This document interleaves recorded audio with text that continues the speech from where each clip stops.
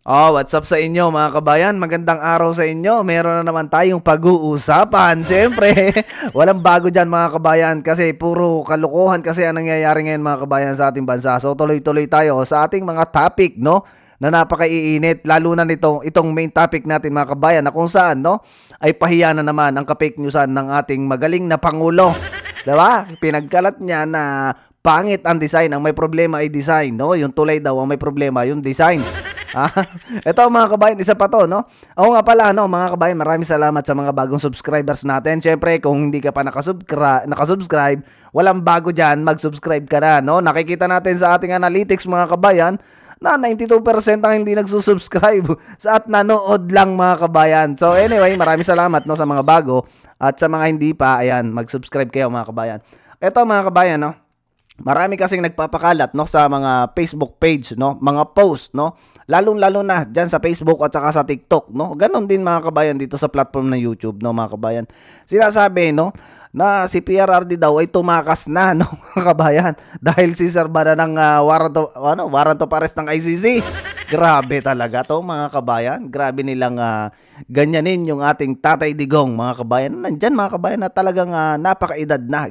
Ginaganyan pa nilang babuyin, no? Yung nagsilbi sa bansa natin mga kabayan at nagmalasakit sa ating mga Pilipino. O ito mga kabayan, headlines to ng Abante News mga kabayan. Digong sumibat pa Hong Kong. Ganyan sila mga kabayan mag-title. Mas malala pa sa ating mga vlogger.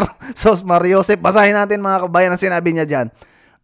Ito mga kabayan ang sabi, lumipad papuntang Hong Kong si dating Pangulong Digong Duterte nitong Biyernes sa kabila ng espekulasyon na pagpapalabas ng International Criminal Court. Buhay pa pala itong International Court na to.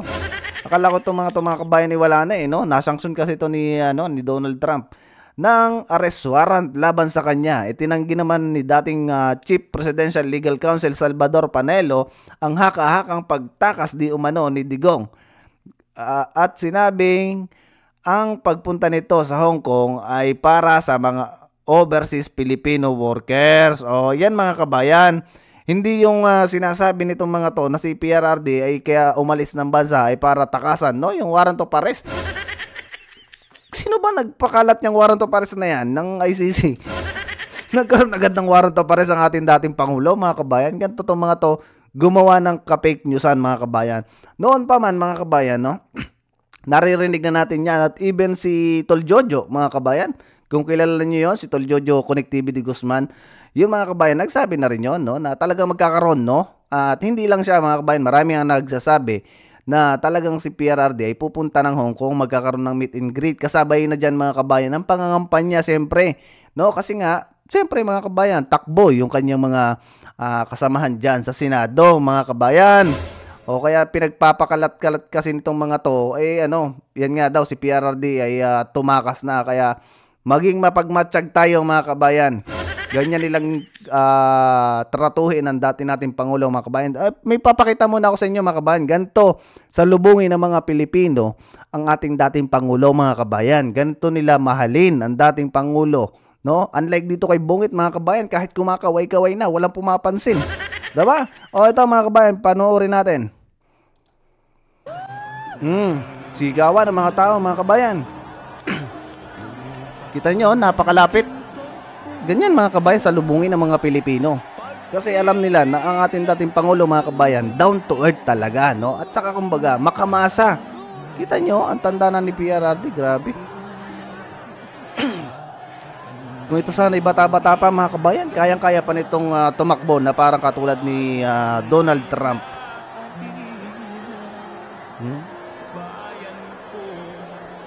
Pinagkakaguluhan.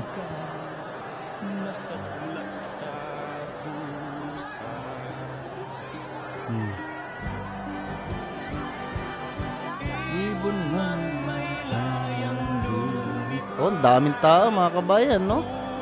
Kita nyo? Grabe. Ganyan ng mga Pilipino kung paano pahalagahan ang ating dating Pangulo mga kabayan. Oh? Duterte. Diba? Ganyan mga kabayan, tratuhin ng mga Pilipinong totoo mga kabayan na nakaramdam ng pagbabago sa ating bansa simula nung namuno ang ating dating Pangulo mga kabayan.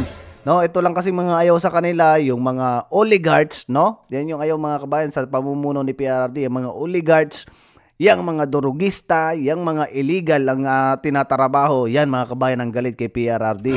Pero tayo mga normal na Pilipino, mga kabayan, pabor tayo sa kung anuman mga kabayan ang naging plataforma ng ating dating Pangulo. No, mga kabayan, siyempre, dumako na tayo dito mga kabayan sa ating pag-uusapan, sa ating topic, no? Sa ating main topic. Are mga kabayan, 'di ba si Bungit, no?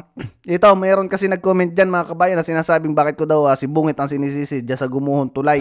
O ito, makinig ka kasi itong mismong engineer, no, na nag-design ng tulay na yan, na gumuho, mga kabayan, sa Isabela, ay nagsalita na rin, no? Talagang taliwas mga kabayan ang kanyang sinasabi dito. Kumbaga kinontra niya mga kabayan yung mga pinagsasabi doon ni Architect Engineer Bungit mga kabayan. Okay, play na natin mga kabayan. Kanina doon sa interview niyo doon sa Frontline Express, tama, sabihin niyo sa akin po kung tama intindi ko sa sinabi niyo, bali ang sinasabi po ninyo, suma total, the bridge was designed according to the specifications ng bridge code, both nung 2015 and yung the earlier bridge code, before the retrofitting, I think it was 1997. So sinasabi niyo bali, tama lang yung design as per the bridge code nung ginawa yung bridge, pero ang mali ay nasa dump truck, tama ho ba? Are you saying that ang may kasalanan talaga ay yung truck na nag-overloading? Yeah, ang truck kasi natin, ang bridge code kasi natin, nakakopya tayo sa American na code. Oh, yan. Ang American na code is based sa kung anong ini-specify na manufacturer. So, therefore, ang mabababa lang yung axle load na ginagamit namin sa design. So much so na pwede pa ako mag-share? Hindi. Sir, medyo bilisan po natin kasi kung mag-share kayo, anyway, summary. Sa bridge sign kasi ng code, ng DPWH, sa department order nila, ang nagpapalagay sila ng load limit na 27 tons sa 10-wheeler. 27 yung tons. Dalawang tandem axle sa likod. Opo. Tapos gulong sa harapan. Opo. So, kung itong mga load limit nila ng mga tulay, nakabase ito sa ginagamit namin sa design ng mga load. So kung ang sinasabi niya dito mga kabayan ay kayang mag-accumulate, no? Yung tulay na yan mga kabayan, ng kung 2 lanes, 54 tons mga kabayan, meron din pagkukulang dito, no? Ang LGU. Kung sa ganon mga kabayan, imposible mga kabayan na hindi na ipaliwanag yan ng architect na to, nitong nag-design na to mga kabayan at nung contractor na gumawa dyan, di ba? Kaya nga mga kabayan, di ba, kung kayo ay makakapadaan sa mga NLEX, lalo na yung mga truck, no? Di ba kita nyo, kinikilo mga kabayan? Di ba? Lalo pa to, no? Hanging bridge to. Dapat talaga mga kabayan, merong nagwe-weigh-in na dyan mga kabayan para kung papasaba yung bigat nung sasakyan na yon or hindi, kumakadaan dyan o hindi mga kabayan. Dapat, di ba? Dapat ganon mga kabayan kung talagang ito ay merong limit weight mga kabayan. So meron din pagkukulang dito mga kabayan ng LGU. Di ba? Nakabase sa American naman code. Opo. And itong Kabagan Santa Maria Bridge, 2 lanes ito, 2 lanes to na tulay. Opo. Kung susumahin, pwedeng 2. Ang design yan. namin yung 2 truck. Tama ako. So, 27. yung 27 tons, pwede mong doble in 54 tons, kakayanin siya. So sir, ang sinasabi po nyo, yung specs that were required of you dun sa design ng gobyerno, yung dinesign ninyong specs, hanggang 54 tons. 54 tons, 54 tons. kakayanin siya. As per the specs na nirequire sa inyo ng DPWH noong 2012, 2013, tama ho ba? So, yung sa bridge code, Oho. nakasunod sa bridge code. So, engineer, ay mali yung sinabi ni President Bongbong Marcos na ang problema ay design. No comment. Hindi makapagsalita syempre mga kabayan. alam niyo naman, no? Alangan namang balagbagin mo yung Pangulo, di ba? Yung Pangulo mismo mga kabayan na nagsabi na mali ang design. Kita mo yan? Hindi, engineer, linawin ko lang. Kapag ganyang merong binibigay sa inyong pang-design, ang magbibigay nung specs ba DPWH, kailangan pa ba nilang sabihin na kailangan tong bridge na to, kaya yung 52 tons, o kailangan tong bridge na to, kailangan mas mabigat na gross weight ang kakayanin? Pwede ba nilang sabihin yon na i-design nyo tong bridge na kahit mabigat na truck ang dumaan, pwede? Sino yung mauuna, kayo o yung DPWH? Actually, hindi DPWH, hindi kami. Merong bridge code na, sinusunod. kumbaga, no, yun yung kodigo natin. Parang legal code. Understood na yun. Yun Parang yung sinusunod ng lahat. Understood yun, nasusundin yun na. Para kung default, ibig niyo sabihin, kumbaga, wala nang pag-uusapan, ito dapat, ganun. Wala nang konsultahan. Lahat ng design. Pero bakit po nasabi ng Presidente na ang problema ay design? Opo. Very vehement ka ron. Mahirap mag-ano kasi alangan naman sabihin ko hindi siya bridge expert eh. So, definitely yan. Pero dati ho kasi... Hindi naman talaga mga kabayan bridge expert to si Bungit, 'di ba? Maraming ang lumabas mga kabayan na undergrad daw 'yan, 'di ba? Undergrad daw mga kabayan. hindi natin sure. Pero 'yun yung mga lumabas. Tapos dito mga kabayan naggaling-galingan, na design na may flow, no, mga kabayan, yung pagkakagawa dito. Tapos yung design, kaya nga mga kabayan nagkaroon ng retrofitting, 'di ba? Retrofitting mga kabayan. Kumbaga pagtitibayin niya kasi nga nagkaroon pala to mga kabayan ng yung another code, no? Code ng tulay na yan. Nako, maraming code pala yan. Kasi engineer, ang tawag, nagtatawanan sila dyan dahil ito daw yung pinaka-expensive na footbridge. Dahil for a long time, mga tao lang nakakadaan. Tapos pinadaan tricycle, tapos mga kotse. Tapos nung pinadaan na, nung inopen na sa lahat, dyan bumagsak. Ang sabi nung engineer na kausap namin a week ago, ay 110 tons yung truck. Tingnan namin yung truck. Ang 110 tons kasi ay 3 Abram tanks, no? Ang timbang. Ibig sabihin, 3 Abram tanks na magkakapatong yung bigat ng kwan na yan, ng truck na yan. Natimbang nyo ba yung truck na yan? Hindi, ang Region 2, Medyo may pagkapiloso po din mga kabayan tong nagtatanong na to. Pero okay yung tanong niya mga kabayan. Nga naman, natuloy natin. Ang ng sukat nung yung box sa likod, dump box ang tawag diyan. Yung lapad, yung haba, saka yung taas. Na-compute nila yan na more than 30 cubic meters yan. Tapos yung mga bato-bato na nakita niyo na kumuha rin sila ng sample diyan tapos tinimbang nila nasa 2.8 tons per cubic meter ata. Pag minultiply mo yan, lumabas sa computation nila 85 tons. 85 yung tons. dala ng truck. So, sobra-sobra na mga kabayan. Ang kaya lang pala nito ay 54 tons, tapos 84 tons. Talaga mga kabayan, doble-doble. Dalawang truck para naman yan. Talagang guguho yan mga kabayan kasi hindi naman siya nakadesign para sa ganung weight. Ang may problema dito mga kabayan, bakit nakadaan yung overloaded na truck na yan dyan na hindi pala pwede na ganung kabigat mga kabayan yung karga, diba? So, mayroon talagang, dapat talaga mga kabayan maimbestigahan to. At tingin ko mga kabayan, mas marami pa yung lalabas dito na issue mga kabayan. Lalong-lalo na sa pondo mga kabayan. Kita ninyo? Nadamay pa. May nadamay pa dyan mga kabayan na taxpayer, no? May nadisgrasya pa dyan sa palpak na tulay na yan mga kabayan. Tapos yung truck nila na 17 tons, pag pinagsama mo yung dalawa, total niyan 102 tons. So sir, you're saying basically talagang overloaded Galing sa ang truck? DPWH Region 2 yung information. Wala akong secondary lang ang information. So ano yung po, nadidinig ko rin lang o napapanood ko rin lang sa balita. so ano po mangyayari dyan?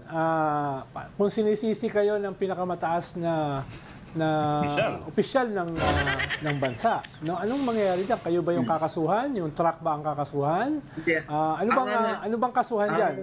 O baka lalabas dyan na may kasalanan si Zelensky? Si Putin yan. Kasalanan ni Putin yan. So ito mga kabayan, kaya pala yan ganyan katagal, no? Ang tagal na pala niyan mga kabayan na project, no? 2012 2012 mga kabayan, inabot na ng ilang taon, 'di ba? Ganyan katagal. Ganyan pala katagal mga kabayan bago gawa yung ano na yan, yung project na tulay na yan mga kabayan. Sus Mariusip talaga. Grabe. Tapos ito mga kabayan, yung mga kababayan natin na dumaan dyan, naapektuhan din, nadali din. No? Kita nyo, minapahamak pa dyan mga kabayan. At ang sinisisi nila, no? Ang sinasabi ni Bungit dyan sa kanyang mga pinaggalandakan na yan, may problema dyan, ay yung sa bagay, nabanggit din niya mga kabayan na overloaded din yan truck, no? Isa pa rin yan. Sus Mariusip talaga mga kabayan. So anyway, no mga kabayan, medyo mahaba-haba na naman ang ating video. Gusto ko pang idagdag to mga kabayan itong kay kay attorney or kay Senator Marcoleta. Pero sige mga kabayan, tuloy natin. Ito, pakinggan natin to mga kabayan. There was a huge rally on January 13. Isa pa rin to mga kabayan hinanakit. I am part of that rally because I was one of the speakers. I spoke for about 1 hour. January 14 or the next day. Yung mga comment dito mga kabayan, no, pinipilit nila na to si Senator Marcoleta, no, ay maka-China. Sinasabi nila doon, gawa nung nasabi niya na walang West Philippine Sea mga kabayan, walang West Philippine Sea. Ang hirap kasi mga kabayan ipaliwanag pagka ayaw talagang intindihin mga kabayan nung mga nagsasabi na yon, no? Ang hirap talaga mga kabayan pagpaliwanagan, yung sarado ang utak kasi unang-una mga kabayan, yung kanya sinabi diyan hindi pa naman mga kabayan recognize yung West Philippine Sea sa buong mundo mga kabayan, no? Diyan sa karagatan na yan. Ang nire-recognize lang kasi mga kabayan ng international ay yung South China Sea mga kabayan. Kahit yung mga navigates mga kabayan na mga seafarer, no? Kahit magtanong kayo sa mga seaman, no? Wala kayong makikita sa navigation nila na West Philippine Sea. Yung ang pinupunto kasi dito mga kabayan ni Congressman Marcoleta, no, do sa mga nag-comment dito sa video na to, dapat kung tayo lang kasi mga kabayan na kumikilala diyan sa West Philippine Sea na yan, no? Hindi man tayo sa nagmamagaling, pero tayo lang mga Pilipino ang kumikilala dyan sa West Philippine Sea na yan. Kasi nga, hindi pa yan hindi pa yan naitalaga mga kabayan sa international. So dapat, kung gusto natin talaga mga kabayan, hindi naman natin sinasabing hindi atin yan mga kabayan, no? Kasi yan ay part talaga ng Pilipinas. Ang inaano lang dito mga kabayan ni Congressman Marcoleta, tayo na magpapaliwanag kasi napakahaba ng video na to. Ang pinupoint lang kasi niya dito mga kabayan, hindi pa nga registered, no? Hindi naman niya sinabi dito na hindi natin naangkinin yung part na yon ng West Philippine Sea kasi wala naman talagang West Philippine Sea noong mga panahon na yun mga kabayan. At hanggang ngayon, no, kahit tanungin ninyo yung mga kumikimag-anak ko yung seaman, no, ay wala naman talaga mga kabayan makikita sa navigation nila na West Philippine Sea pangalan. Yung pangalan lang mga kabayan. Tayo pa lang kasi mga kabayan ang kumikilala dyan sa West Philippine Sea. At correct me if I'm wrong mga kabayan, kung may seaman na nanonood dito sa akin, kung meron ba talaga, no, sa navigation ninyo na West Philippine Sea pangalan. Ang alam ko lang talaga mga kabayan ay South China Sea. So ayun lang mga kabayan, hindi na natin itutuloy ito at napakahaba na ng video natin mga kabayan. Adjust muna sa inyo, no? Gagawa na lang tayo ng panibagong reaction video mga kabayan patungkol dito sa napag-usapan nila dito ni Congressman Marcoleta. Ang tinutukoy kasi nila dito yung about sa West Philippine Sea at about dito sa bakit hindi nga naman inilabas yung kahit kumuha man lang ng kaunting talata mga kabayan doon sa mga nasabi niya patungkol doon sa kanilang rally mga kabayan. So ayun mga kabayan, adjust muna sa inyo. Maraming salamat ulit, no, sa mga bagong subscribers natin, sa mga nag-like, nag-share. Maraming salamat sa inyo, sa mga nagbibigay ng inyong opinion mga kabayan. Maraming salamat po. At siyempre, Team Suka lang tayo mga kabayan. See you sa susunod na video mga kabayan.